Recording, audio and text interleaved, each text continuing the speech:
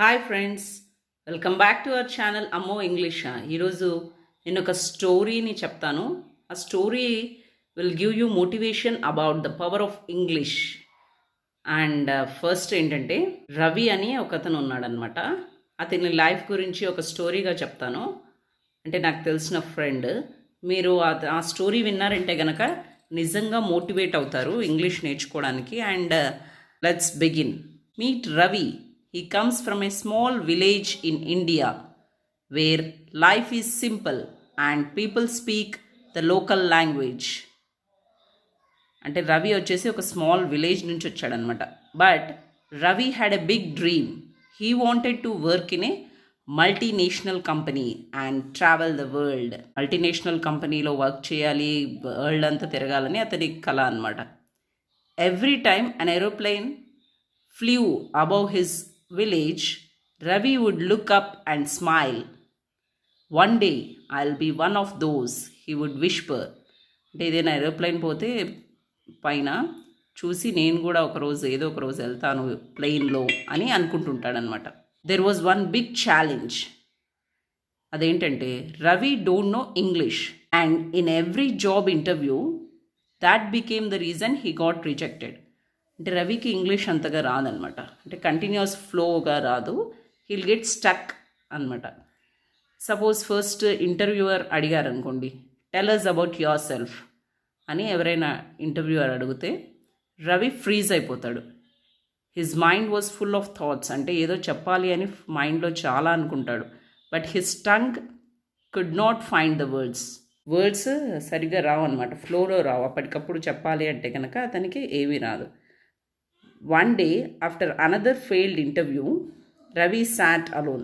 మళ్ళీ ఇంకొక ఇంటర్వ్యూలో ఫెయిల్ అయినప్పుడు అతను ఒంటరిగా కూర్చున్నాడు. ఫీలింగ్ లైక్ గివింగ్ అప్, ఇంకా ఆపేద్దాం అనుకున్నాడు అనమాట. But then something changed. He heard a motivational speaker say, fluency is not perfection, fluency is progress, keep speaking, keep learning. ఒక మోటివేషనల్ స్పీకర్ చెప్పేది విన్నాడనమాట. అతను ఏం చెప్పాడంటే, ఫ్లూయెన్సీ పర్ఫెక్ట్గా రావాలని ఏం లేదు, కీప్ స్పీకింగ్, మీరు మాట్లాడుతూ ఉంటే అదే వస్తుందని చెప్పాడు. So Ravi made a plan అనమాట.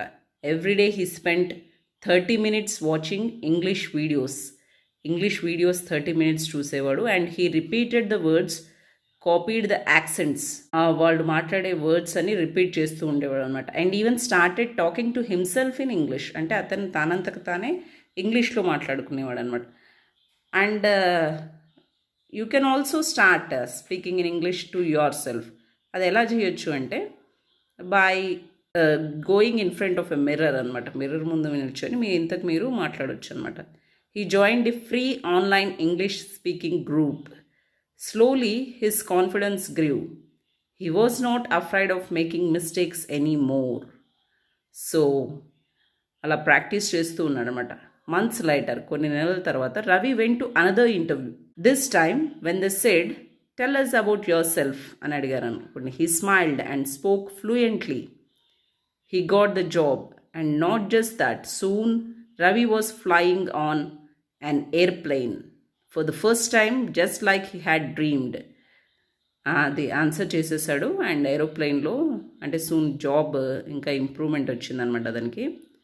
So you see, learning English changed Ravi's life. And if he can do it, so can you.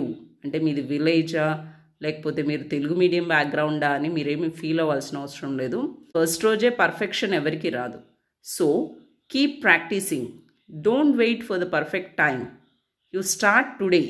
Remember, your dream is one sentence away, and that sentence might just be in English.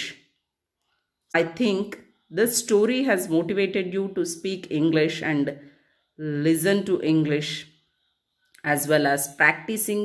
Keep talking to yourself. And finally, please comment in the section below, how do you like this video?